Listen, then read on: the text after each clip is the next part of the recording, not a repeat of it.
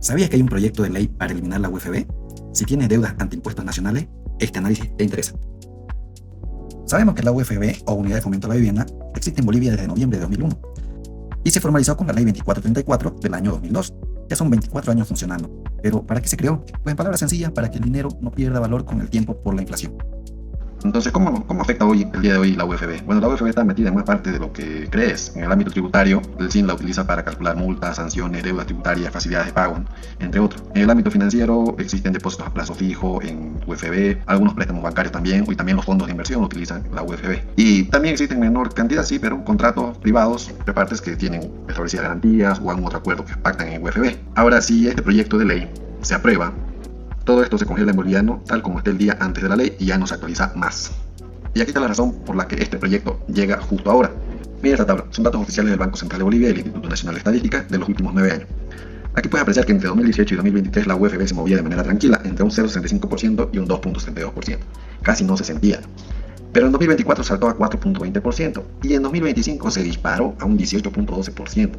Y ya en el primer semestre del 2026 ya lleva 8,15% acumulado. ¿Por qué pasa esto? Porque la UFB se calcula con el IPC, el índice de inflación del INE. Y el IPC hizo lo mismo, ¿no? De un 0,90% en 2021 a 20,4% en 2025. Entonces podemos ver que tienen similitudes. La diferencia entre uno y otro era mínima. En estos últimos 3 años sí se ha agrandado la brecha. Bueno, ¿y por qué sucede esto? La UFB no inventa nada, solo traduce la variación del índice de precios al consumidor. El promedio de estos 9 años es de 4,52%, pero ese número esconde la curva que se volvió una pared en 2024. Y aquí lo podemos apreciar en este gráfico de la UFB de los últimos 11 años, ¿no? Desde 2015. Podemos apreciar que se mantenía de manera estable hasta el 2025, de donde se empezó a inclinar como una pared. Bueno, traducido esto a la vida real, si dejaste una deuda tributaria para después del 2023 pensando que no iba a crecer mucho, pues en 2025 esa misma deuda te subió casi 1 de cada 5 bolivianos solo por mantenimiento de valor. A eso sumarle la tasa de interés, que es el 4% fija. Y por eso es que ahora se está discutiendo, ¿no?, si la UFB sigue siendo el mecanismo correcto o no para aplicar a la deuda tributaria. Miremos este ejemplo de la calculadora tributaria para un tributo emitido de 10.000 bolivianos que tenía vencimiento en el 15 de junio de 2021 y decidió pagarlo en el 2023. Bueno, simplemente subió un 3% la UFB, la tasa de interés se mantiene en 4%, este es un periodo de 2 años entre ambas fechas, y la deuda tributaria asciende a 11.175, ¿no?, para los 10.000, entonces que equivale a un 12% de incremento. Ahora, ¿qué pasa si hacíamos la misma comparación, pero en una deuda que vencía el 15 de junio de 2024 y decidí pagarlo 2 años después, el 15 de junio de 2026? Bueno, la UFB se disparó por 10 y el incremento de la deuda tributaria escaló de 12% a 42%. Estamos hablando de que se multiplicó por 3 y un poco más en la deuda, ¿no? Entonces es bastante la diferencia. La calculadora obviamente aplica cuando no pagaste la deuda y lo decidiste pagar en un solo pago al contado 2 años después. Ahora, si el contribuyente hubiera decidido acogerse a una facilidad de pago al momento del vencimiento, veamos el ejemplo.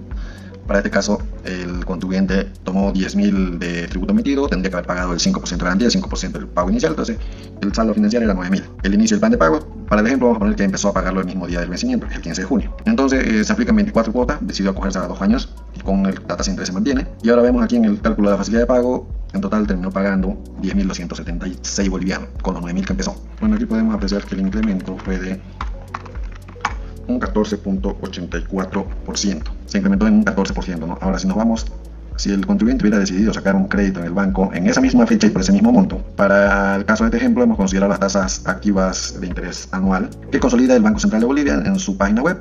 Y aquí podemos ver que hay tasa diferenciada de consumo, empresarial, microcrédito, pyme o vivienda, ¿no? Entonces, para este ejemplo hemos considerado la tasa obviamente de inicio de pago, que es el 2024. Y podemos aquí variar, si en el caso elegimos la tasa de consumo en un 17,18% anual y el periodo es igual 24 cuotas, ¿no?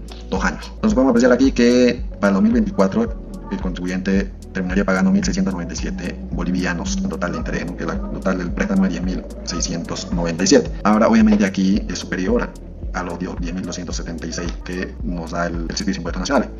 Pero si este contribuyente hubiera tenido la facilidad y obviamente un buen historial crediticio, seguramente podría haberse cogido una tasa mucho más baja, ¿no? Por ejemplo, la PYME, que es un 7,44%. Ahí sí es mucho menor, fíjense, el costo total del crédito, 9.725. Bueno, ahí simplemente podemos ver que aumenta un 8% nada más, comparado con lo de aquí, que es 14%. Ahora, si hacemos un análisis comparativo entre la facilidad de pago y versus un préstamo bancario en un periodo con poca inflación y un periodo con más inflación, aquí podemos apreciar que entre el año 2021 y 2023, utilizando los mismos datos del ejemplo, En impuestos nacionales el costo financiero era de un 5%, ¿no? Con un saldo inicial de 9.000. Sin embargo, a través de un banco es un 18% con una tasa de consumo y un 7% con una tasa media, digamos, ¿no? Que sería en este caso PYME. Entonces, la diferencia obviamente entre una facilidad de pago del SIN con un préstamo bancario sí es significativa, es muy grande la diferencia. El banco te cobraba un 278% mucho más caro con relación a una facilidad de pago del SIN y con una tasa PYME aún así seguía siendo caro, un 49% más caro, ¿no? Entonces, en ese tiempo no era nada factible acudir al banco para pagar un tributo. Sin embargo, ahora, en el periodo con mayor inflación entre 2024 y 2026, vamos a ver que el costo financiero se elevó a 14% para el mismo monto de la deuda. Y el banco se ha mantenido casi similar, ¿no? 18, 19 y 7 y 8. Entonces, en cambio, para el impuesto se ha triplicado prácticamente. Y la diferencia ahora, en una tasa de consumo, sí sigue siendo más factible hacerlo a través del SIN, con una facilidad de pago. Sin embargo, si tu tasa puedes negociarla o si tienes las condiciones para acceder a una tasa mucho más baja a través del banco, sin duda te va a salir más barato, un 44% para este ejemplo. Obviamente, este tema de la tasa involucra muchos factores, ¿no? El tema del préstamo bancario, que también involucra seguros, involucra otros costos que cobra el banco. Sin embargo, para el ejemplo, obviamente es una deuda muy pequeña, pero en deudas millonarias, con seguridad que la diferencia va a ser mucho más a favor del contribuyente si se va por el lado del banco. Ahora, en caso de que la ley se promulgue y se elimine la UFB, ¿cuál crees que debería ser la mejor alternativa que aplique el gobierno para mantener el valor de los tributos o definitivamente consideras que no debería hacerlo? Déjanos en los comentarios.